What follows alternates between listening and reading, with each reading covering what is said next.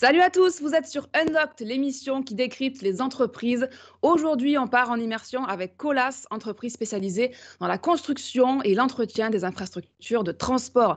Pour m'accompagner dans cette émission, je suis avec deux collaborateurs de Colas, à commencer par Caroline, chargée de relations école. Salut Caroline. Salut Marion, bonjour à tous. Et on est également avec Vincent, ingénieur matériel. Comment ça va Vincent? Ça va bien. Bonjour Marion, bonjour à tous. Bon, si nous sommes avec Caroline et Vincent aujourd'hui, c'est parce que Colas est à la recherche de stagiaires. Alors, quels sont les profils que vous recherchez? À partir de quand ces stages seront-ils à pourvoir? Comment se passe un entretien d'embauche chez Colas? On en parle dans quelques instants, mais avant, présentation de Colas en mode express, c'est le Pitch Me That. Allez Caroline, je vais te donner la parole. Ta mission, si tu l'acceptes, c'est présenter Colas à ceux qui nous regardent en 1 minute à peu près. Est-ce que ça va, tu te sens prête? Mission acceptée. Donc Colas, c'est le leader mondial de la construction et de l'entretien des infrastructures de transport. Mais c'est surtout 60 000 personnes à travers le monde qui réalisent chaque année près de 70 000 chantiers.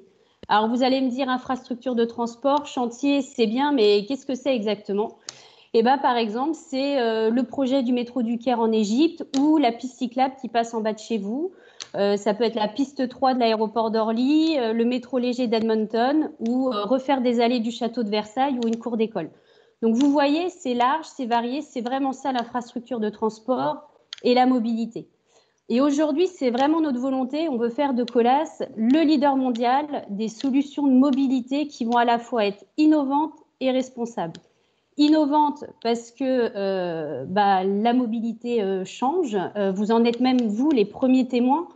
Aujourd'hui, on parle de trottinettes électriques, la ville, la route de demain. Donc, nous, on se doit d'accompagner ce changement et responsable parce qu'aujourd'hui, l'écologie, l'environnement, ça fait partie des enjeux majeurs de nos sociétés et on se doit d'être un acteur de ce changement, mais d'être aussi proactif et apporteur de solutions qui vont aller dans ce sens. Et le dernier point, parce que je pense que c'est important et on s'en rend compte d'autant plus avec l'année qui vient de s'écouler, l'épidémie de Covid, finalement, se déplacer, échanger, communiquer, on se rend compte à quel point c'est essentiel. Et à travers de tous les projets qu'on réalise au quotidien, on se rend compte que notre but, finalement, chez Colas, il est là, c'est de relier les hommes et de faciliter les échanges à travers le monde. Donc, finalement, notre cœur de métier, au regard de tout ce qui se passe aujourd'hui, il prend encore une autre dimension et puis il est d'autant plus porteur de sens. Bon, c'était parfait, Caroline. Parfait. Ça a légèrement dépassé, mais ça valait la peine. Légèrement, voilà. Ouais, légèrement. Bon, allez, on va rentrer maintenant dans le vif du sujet puisque Colas est en campagne de recrutement pour des stages de fin d'études. Alors, à quoi ressemble un stage chez Colas? Quelles sont les perspectives d'évolution, les compétences indispensables? Caroline et Vincent sont là pour répondre à toutes ces questions et plus encore. C'est parti! Alors Caroline, première question essentielle pour ceux qui nous regardent aujourd'hui. Pourrais-tu nous dire quel type de profil, diplôme ou formation vous recherchez? Alors, déjà, le premier point, c'est faut savoir que Colas, on recrute partout en France. Aujourd'hui, on a même ces 300 établissements en France, Colas. On a même coutume de dire que tu prends un rayon de 60 km autour de chez toi, tu es quasiment sûr de trouver une agence du groupe. Après, au niveau des formations, déjà, on recrute sur tout niveau de diplôme, du BEP au Bac+5, tu as un peu tous les métiers qui sont représentés. Mais forcément, du fait de notre cœur de métier dans le BTP, on va être sur une dominante en termes de formation et de métier sur les secteurs du BTP. On peut résumer en 4 grandes filières métiers sur les plus gros de nos besoins et de nos opportunités. Ce qu'on appelle la partie exploitation travaux. Donc, c'est tous les métiers liés à l'encadrement de chantier, conducteur de travaux, chef de chantier notamment. Les métiers des études, notamment les postes en études de prix, géomètre, topographe. Les métiers du matériel, alors là, Vincent sera le mieux placé pour en parler. Et les métiers liés à tout ce qui est aussi matériaux pour travailler sur nos plateformes, sur nos carrières ou nos sites de revalorisation, de recyclage. Voilà un peu, entre guillemets, les 4 grandes filières métiers sur lesquelles on est amené à avoir pas mal d'opportunités. Ok, et là, du coup, on est surtout sur une recherche de stage de fin d'études, c'est ça, Caroline? Oui, alors comme je vous disais, on recrute vraiment à tout niveau de diplôme et de formation, hein, du BEP au bac+5. Ouais. Après, bien évidemment, avec un volume aussi important de recrutement sur les stages de fin d'études, qui sont, on va dire, la meilleure porte d'entrée aussi pour intégrer le groupe et nos différents graduate programmes. Voilà, ben Vincent en parlera tout à l'heure, je tease un petit Mm. peu. Mais avant, forcément, les étudiants sont curieux de savoir à partir de quand déjà ces offres de stage seront-elles à pourvoir, Caroline? Alors, nous, on est en recrutement permanent tout au long de l'année. Voilà, on connaît nos besoins, comme je vous l'ai dit, on sait les opportunités qu'on peut avoir. Donc, nous, c'est tout au long de l'année. Après, on se cale plutôt sur les cycles des écoles. Voilà, chaque école a ses périodes de stage, même si c'est assez cyclique dans les grandes lignes sur les mêmes zones annuelles, si je puis dire. Mais en soi, on se cale plutôt sur les écoles. Alors, toi, Caroline, en l'occurrence, tu travailles précisément sur le territoire Île-de-France-Normandie, hein, de Colas. Est-ce que tu pourrais donner une petite tendance sur le nombre de stagiaires recrutés dans ces agences-là? Oui, alors, tu vois, deux choses. C'est vrai que, comme je te disais tout à l'heure, sur Colas, parce que c'est vrai que je pense que les chiffres sont assez parlants. Donc, Colas, c'est vrai que c'est 300 agences, comme je disais tout à l'heure. Sur le groupe, on est à peu près à 1500 stagiaires intégrés par an et à peu près 1000 alternants sous contrat. Pareil, comme je redisais tout à l'heure, sur tout niveau de diplôme.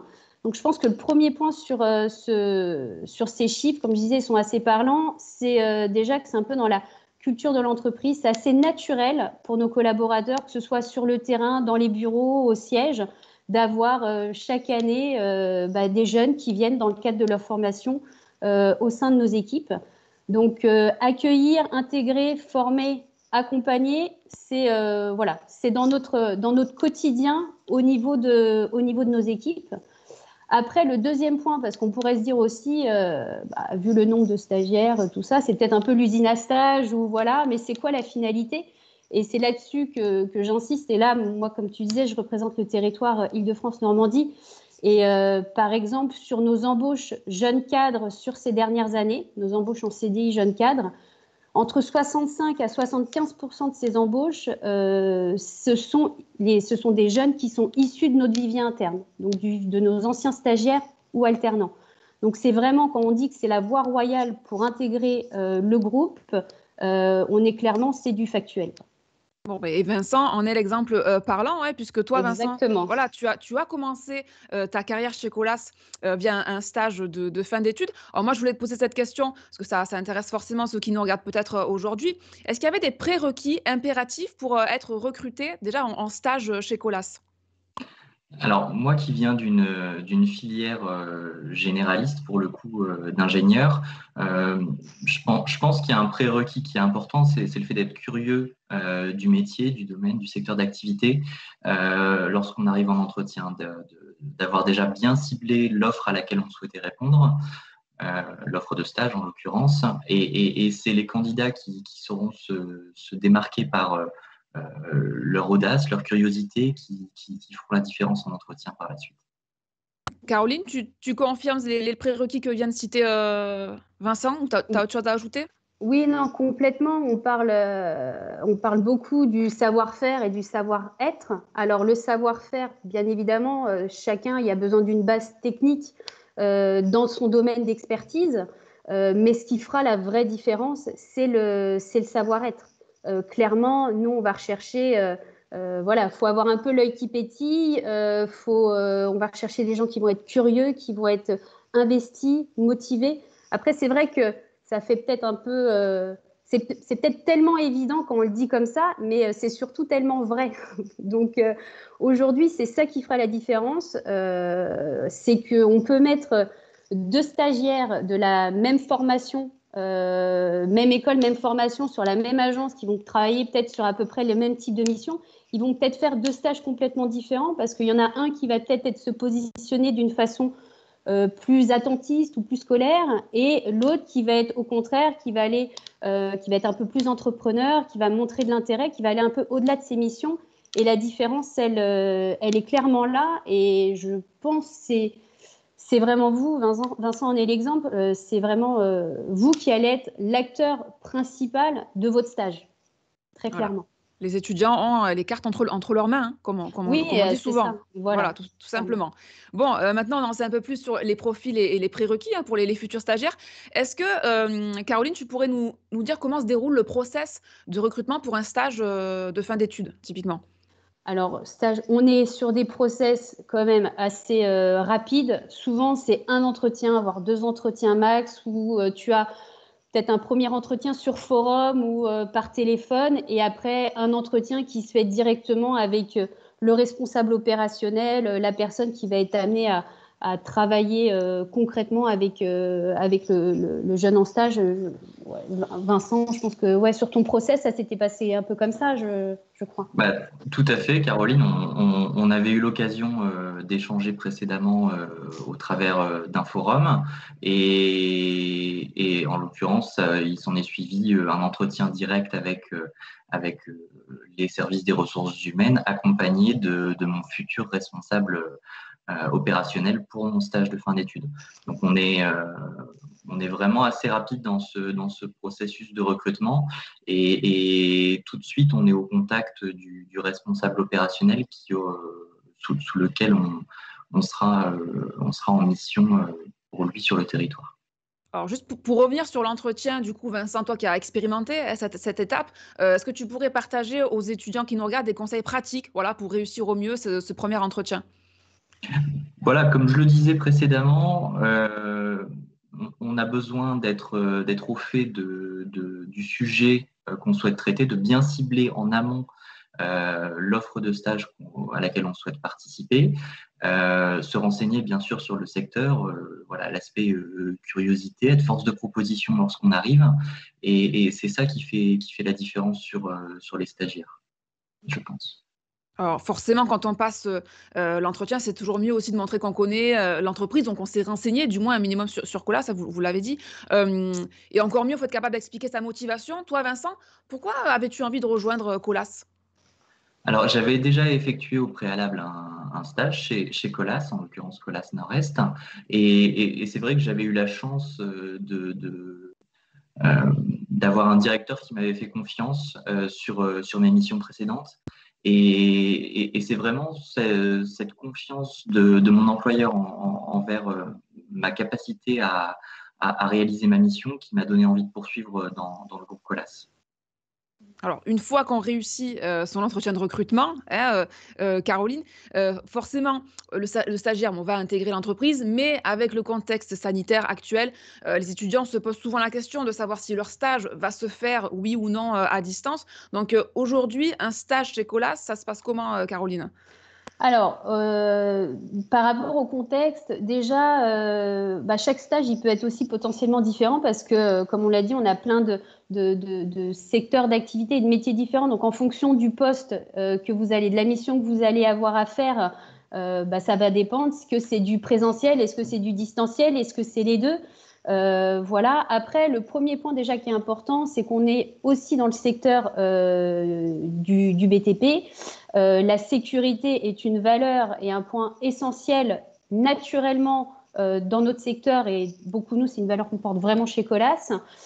Donc, tout ce qui va être mesures sanitaires prises en compte, mesures de sécurité, là-dessus, tout est mis en œuvre et les collaborateurs, quels qu'ils soient, peuvent exercer leur métier, leur mission au quotidien de façon la plus sereine sur les conditions sanitaires. En tout cas, ça, c'est le premier point.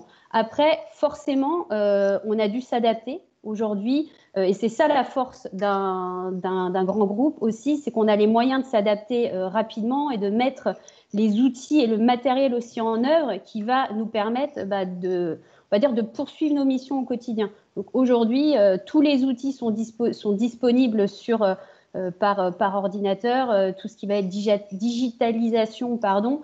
Voilà, on peut tous faire notre mission, on va dire, à distance, sur notre lieu de travail, sur notre domicile. Voilà. Mais après, comme je dis, il y a vraiment un mélange en fonction du type de mission que vous avez à faire au quotidien. Alors, Voilà. Vincent, Toi qui as connu, tu veux ajouter quelque chose? Ouais. Oui, tout à fait. J'ai eu la chance d'avoir une stagiaire sous ma responsabilité durant la période Covid.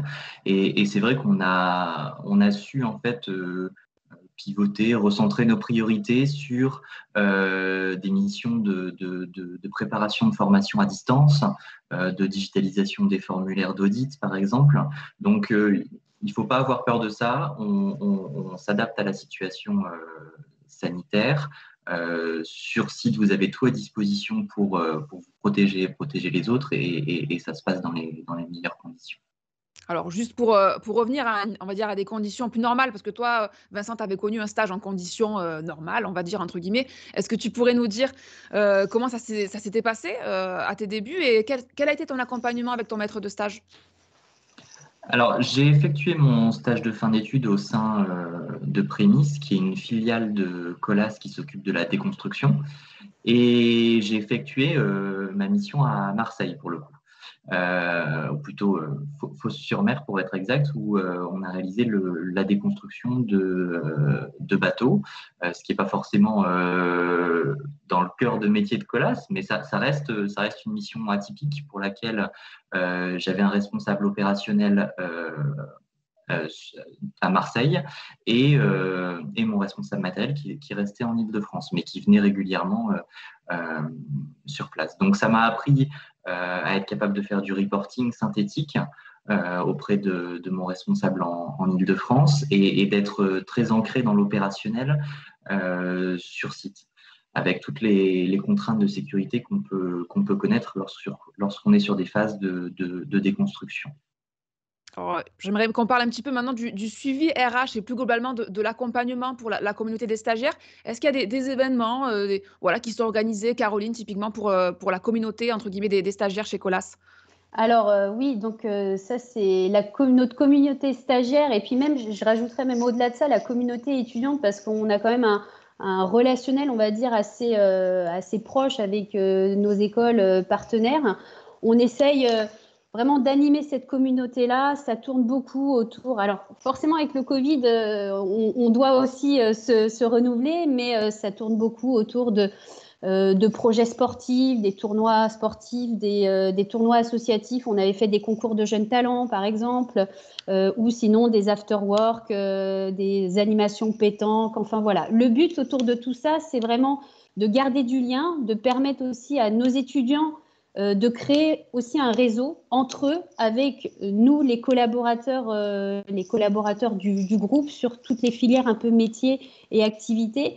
Et voilà, c'est de créer du lien au travers de tout un peu les actions qu'on fait. On essaye de se renouveler, de changer un peu des fois notre fusil d'épaule. Et puis je crois que ouais, Vincent avait participé à pas mal d'entre elles aussi. Tout à fait. Ouais. Oui, pour le coup, j'avais eu l'occasion de participer à la journée des meilleurs stagiaires.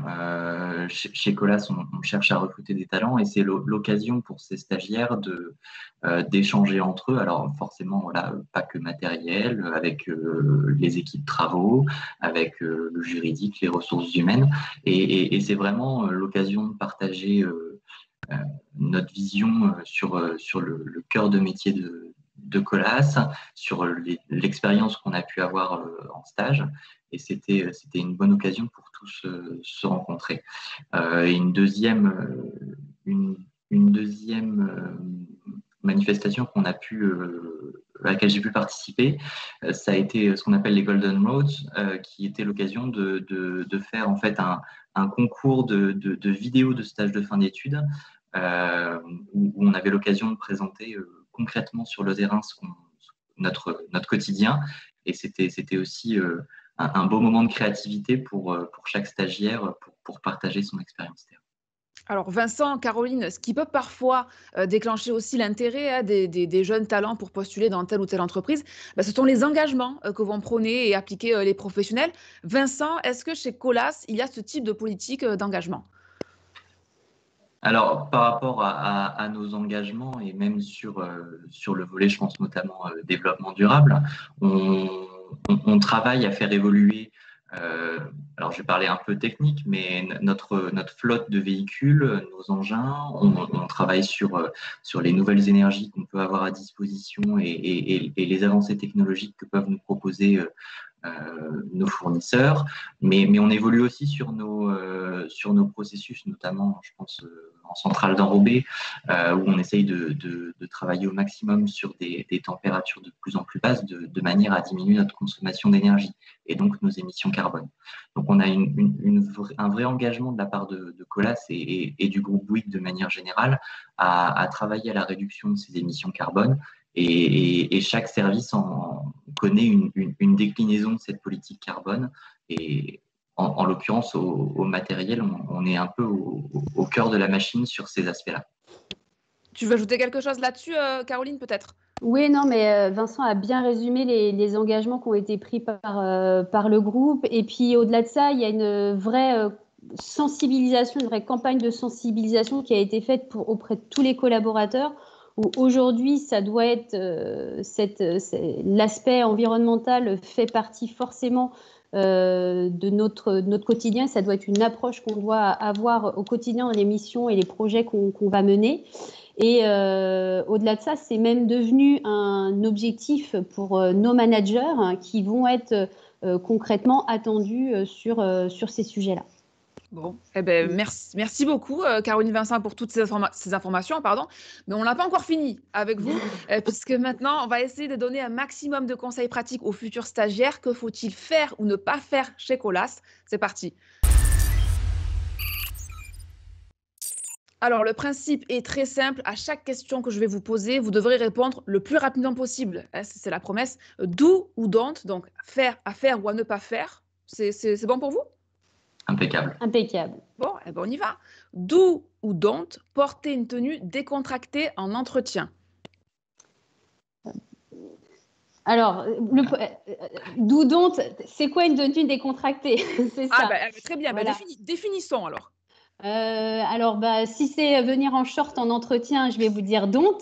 Après, si c'est venir en costume 3 pièces, cravate, tout ça en entretien, c'est pas non plus, c'est pas non plus la peine. À rester assez simple, naturel, professionnel. Je sais pas, une chemise et un pantalon pour un entretien, c'est très bien. Vincent aussi. Oui, je pense qu'il faut rester sobre et cultiver un petit peu le naturel, c'est-à-dire que on n'attend pas forcément, comme disait Caroline, un costume 3 pièces, mais voilà, des choses sobres, une chemise neutre et un pantalon ou la déclinaison pour les jeunes femmes aussi. D'accord. Ça peut tout à fait se faire. Des petites baskets, ça passe ou on évite quand même? On évite. Après, en fait, je vais dire, le problème, c'est que vous ne savez pas forcément qui va vous recruter en face et son rapport au basket. Donc, à la limite, prenez pas de risque, mettez des chaussures et comme ça, vous êtes sûr, il n'y aura pas de problème. Bon, eh ben parfait. Do ou don't, tutoyer en entretien? Alors, don't. Don't. Ouais. Même si vous êtes tutoyé, partez sur le principe de vous voyer pour l'entretien. Do ou don't, tutoyer un collaborateur quand on a intégré l'entreprise? Do.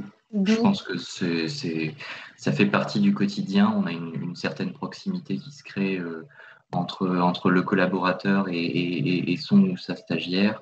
On a besoin dans le quotidien de tutoiement, je pense. Do ou don't, venir à l'entretien sans son CV papier?